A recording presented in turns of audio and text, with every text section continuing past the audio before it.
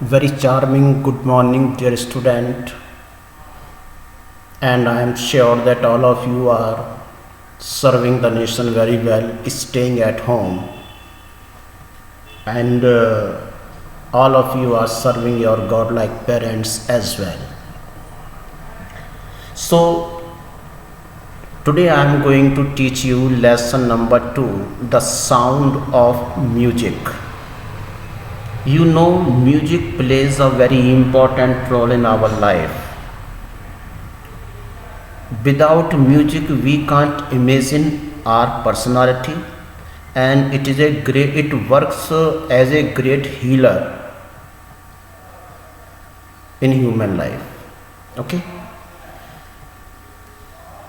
This chapter is divided into two parts. Both deal with the aspects of music and the legendary musicians who achieved excellence in their respective fields. First part is about Evelyn Glenn, who, in spite of being deaf, earned a name in the field of playing the xylophone. In second part, we came to know about Bismillah Khan, a Shehnai maestro who has achieved excellence in the field of Shehnai. He was awarded Bharat Ratna in 2001 in recognition of his contribution in the field of music. Both are inspiring musicians who have motivated many people. So, first of all, part 1, Evelyn Glenn listens to sound without hearing it. So, first part is about a Scottish girl named Evelyn. She was very fond of music and wanted to make it her life slowly. Evelyn Glenn, a Scottish girl, but she loved music very much, but she was unable to hear. वो सुन नहीं सकती थी.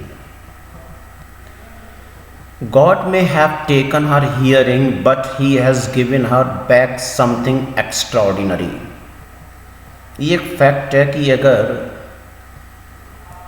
कोई भगवान किसी बंदे की किसी क्वालिटी को किसी जो उसे देना है, जो गॉड गिफ्टेड हमारे लिए बोन्स हैं, उनमें अगर कोई कमी रह जाती है बाई बर्थ, तो गॉड हमेशा उसका सपोर्ट में एक हैंड ऐसा तैयार करता है जो एक्स्ट्रॉर्डिनरी होता है.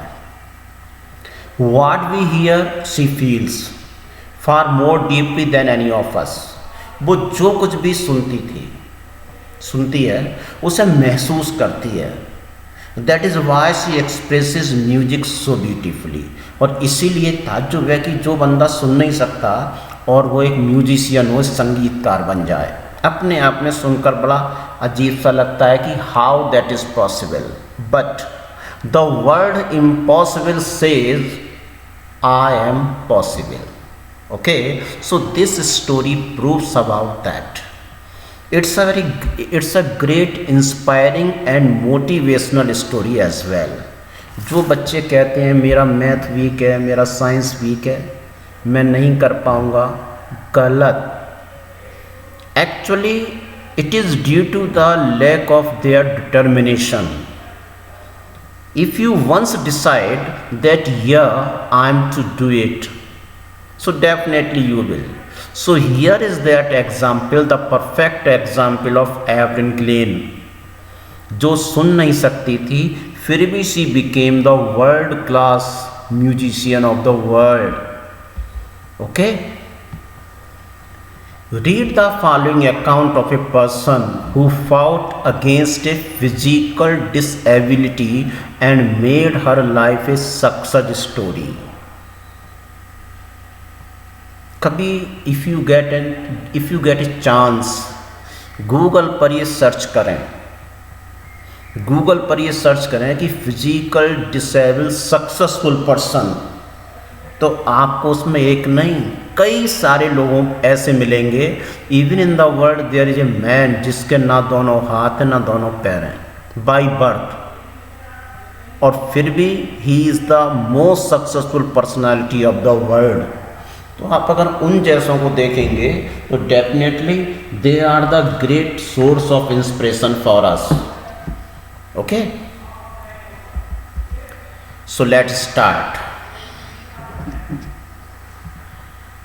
Rush are crowds jostle for position on the underground train platform. Rush hour means क्या? The usual hours of going to office and returning from the office that causes crowd. The person who reside nearby Delhi, आप अक्सर note कर सकते हैं कि जो morning में हमारा 8 से 10 तक का जो टाइम है और इवनिंग में 5 to 7 का जो टाइम है, इन दोनों टाइम में सबसे ज़्यादा जैम प्रॉब्लम होती है। क्यों? Because they are the rush hours. Rush hour में जब सबसे ज़्यादा ट्रैफिक रन होता है, वो चाहे स्कूल गोइंग स्टूडेंट हो, ऑफिस गोइंग पर्सन हो, वो सब उस टाइम में चलते हैं।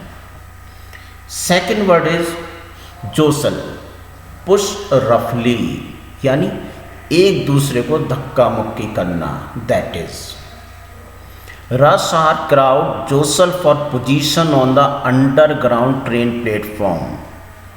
तो जब कभी if you ever get this opportunity to ride in a local train, तो आपको ये मिल जाएगा कि लोग एक दूसरे को पुश करते हुए आगे बढ़ते हैं कि वह किसी तरह से मैं पहले पहुंच जाऊं। A slight girl, slight means small and thin, slight, छोटी पतली सी लड़की, looking younger than her 17 years, was nervous yet excited as she felt the vibrations of the approaching train. एक लड़की जिसकी एज तो वजह 17 की थी, लेकिन due to her thin and small personality वो ज़्यादा यंगर लगती थी। बहुत नर्वस थी वो, लेकिन एक्साइट भी थी क्योंकि वो ट्रेन के आने की वाइब्रेशन को सुन रही थी। जब ट्रेन आने वाली होती है और जब हम उसकी गड़गड़ाहट को सुनते हैं तो बस मज़ा आ जाता है। तो she was feeling the vibration. It was her first day at the prestigious Royal Academy of Music in London, and daunting enough for any teenager fresh from a Scottish farm. Prestigious means reputed. पहला दिन था उस बच्ची का royal academy of music, London की सबसे ज़्यादा prestigious school है, उसका वहाँ फर्स्ट डे था। And daunting enough for any teenager fresh from A Scottish form. Scottish लड़की थी और टीनेजर भी थी, इसलिए बहुत ज़्यादा वो फ्राइटनिंग थी, डरी हुई थी, डॉन्टिंग थी। कोई फर्स्ट जब स्कूल में होता है तो कहीं ना कहीं नर्वस तो होते ही हैं कि कैसा एनवायरनमेंट होगा, क्या होगा, इसके बारे में she was feeling somewhat daunting. But this aspiring musician faced a bigger challenge than most. She was profoundly deaf. Aspiring musician, a person who wants to be a musician, that is called as aspiring musician. आप में से जो बच्चे engineer बनना चाहते हैं, they can tag them aspiring engineer, yeah, aspiring an IAS. तो aspiring musician means the girl had a strong desire to be a musician, और उसके लिए एक बहुत बड़ा चैलेंज फेस करना था। क्यों करना था? She was profoundly deep. Word profoundly means completely. She was completely deep means she was unable to hear, she was unable to listen, she was not capable to listen anything. वो सुन नहीं सकती थी, लेकिन वो म्यूजिशियन बनना चाहती थी। ऐसा अगर कोई बच्चा हमारे बीच में हो तो हम क्या करते हैं? वी यूज टू मोक, हम उसकी हंसी उड़ाते हैं, है ना? क्यों उड़ाते हैं? सुनना आता नहीं है, म्यूजिशियन बनेगा। लेकिन इट्स अ ग्रेट चैलेंज। सही मायने में हमें कभी किसी की वीकनेस पर नहीं हंसना चाहिए। Okay, Evelyn Glen's loss of hearing had been gradual. Gradual means slowly, in a slow motion. वास्तव में एवलिन ग्लेन का जो हियरिंग कैपेसिटी थी, हियरिंग पावर थी, वो धीरे धीरे कम हुई थी. Her mother remembers noticing something was wrong when the 8-year-old Evelyn was waiting to play the piano. उसकी माँ को याद है कि जब वो 8 साल की थी एवलिन, तो वो वेट कर रही थी पियानो के बजने का. They called her name and she did not move. उसका नाम पुकारा गया एवलिन का, लेकिन उसका मूवमेंट नहीं हुआ. Even she was waiting for a turn to play piano. लेकिन नाम बोलने के बाद भी उसने ध्यान नहीं दिया था जब वो 8 साल की थी. I suddenly realised she hadn't heard. मैंने महसूस किया, उसकी माँ ने महसूस किया कि वो सुन नहीं पा रही थी. Says Isabel Glenn. Isabel Glenn कौन? उसकी मदर का name. For quite a while, Evelyn managed to conceal her growing deafness from friends and teachers. Conceal means hide, छुपाना. वास्तव में हम अपनी वीकनेसेस को जब छुपाते हैं तो वो बहुत वर्स्ट प्रॉब्लम बन जाती है. जब भी टीचर्स हमारे सामने हो तो we should share our weakness regarding to that particular subject और अदर्स. अपनी वीकनेस को हमें हमेशा शेयर करना चाहिए अपने पेरेंट्स के साथ, अपने फ्रेंड्स के साथ, अपने टीचर्स के साथ. तो एवलिन क्या करती थी कि वो अपनी डीफनेस को, अपने बहरेपन को अपने फ्रेंड्स से और टीचर से छिपा रही थी, छिपाती हुई चली आ रही थी इतने समय से. But by the time she was 11, her marks had deteriorated. Deteriorated means start to become poorer. Means उसकी स्कोरिंग बहुत डाउन होती जा रही थी, बहुत पुअर स्कोरिंग कर रही थी. वो 11 ईयर की होते होते उसकी जो स्कोरिंग हो रही थी क्लास में, मार्क्स वो गेन कर रही थी, बहुत कम होते जा रहे थे. And her headmistress urged means appeal, request to call. उसकी जो हेड मिस्ट्रेस थी, प्रिंसिपल थी, उसने उसके पेरेंट्स से ये बात कहा to take her to A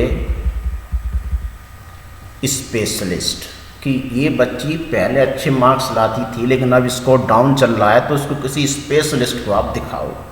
it was then discovered that her hearing was severely impaired as a result of gradual nerve damaged. Impaired means weakened, कमज़ोर हो जाना. तब इस बात का पता चला. It was then discovered. Then the relative was came to know that Evelyn had lost her hearing capacity. Gradual nerve damage, धीरे धीरे जो उसके नर्व सिस्टम डैमेज हुआ, उससे उसका मोस्ट ऑफ द पार्ट था इम्पेयर्ड, वीक हो चुका था. अगर प्रॉब्लम को शुरू में ही पता चल जाए तो उसका ट्रीटमेंट पॉसिबल होता है, लेकिन after a long period it becomes very terrible. They were advised that she should be fitted with hearing aids and sent to a school for the deaf. Doctors ने उनको एडवाइस दी, उनके parents को, that कि she should be fitted with hearing aids. In market a number of hearing aids, hearing instruments are available and it can be fitted to her ears, and after using that she can go for the deaf school. Everything suddenly looked black, says Evelyn. When Evelyn came to know about this serious problem, she uttered, everything suddenly looked black. Everything was lost. Everything was lost for her. But Evelyn was not going to give up. To give up means to leave, छोड़ देना. But यहाँ means हिम्मत हारना. Evelyn हिम्मत नहीं हार रही थी. She was determined to lead a normal life and pursue her interest in music. Determined means decided. उसने डिसाइड कर लिया था कि मैं to lead a normal life, कि मैं एक नॉर्मल लाइफ जीना चाहती हूँ. And pursue her interest. Pursue means to carry on with one's interest in something. Pursue अपने इंटरेस्ट को डेवलप किया. इंटरेस्ट किस में किया उसने? म्यूजिक में. और उसने म्यूजिक में बिल्कुल एक कंट्रेरी फील्ड, विपरीत परिस्थितियाँ थी उसके सामने. She was unable to hear, she was unable to listen, but she decided the most challenging job to be a musician.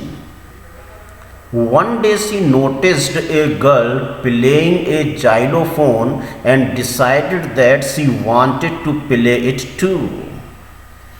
One day she saw a girl who was playing xylophone, and seeing her playing xylophone, Evelyn decided that she would play it too, that she would learn to play xylophone. Most of the teachers discouraged her, but percussionist Ron Forbes spotted her potential. This is the turning point of her life. Most of the teachers discouraged her. जो school के teachers थे उन्होंने इस चीज़ को discourage किया कि बेटा you can't do that. अक्सर ऐसा होता है. If you have ever heard the great stories of a great scientist, चाहे वो अल्बर्ट आइंस्टीन हो या थॉमस अल्वा एडिसन हो, दोनों के लिए ही उनके टीचर्स ने हमेशा इंसल्टिंग मैनर्स यूज़ किए थे. बट इन दोनों का वो अपना एक फर्म डिटर्मिनेशन था जिसकी वजह से they became the greatest scientist of the world. Same condition यहाँ एवलिन के सामने थी कि मोस्ट ऑफ द टीचर्स उसको जो है ह्यूमिलेट कर रहे थे, डिस्करेज कर रहे थे. लेकिन जो परक्यूशनिस्ट थे, percussionist means a person who plays the tabla और ड्रम एट्सेट्रा. परक्यूशनिस्ट म्यूजिशियन आप कह सकते हैं. तो रोन फॉब्स एक वर्ल्ड वाइड फेमस पर्सनालिटी थे, परक्यूशनिस्ट थे. Spotted means find out, noticed. Spotted means noticed. Her potential means calibre. So mister Ron Forbes, who was a great musician, he noticed Evelyn's capacity, her potential. He began by tuning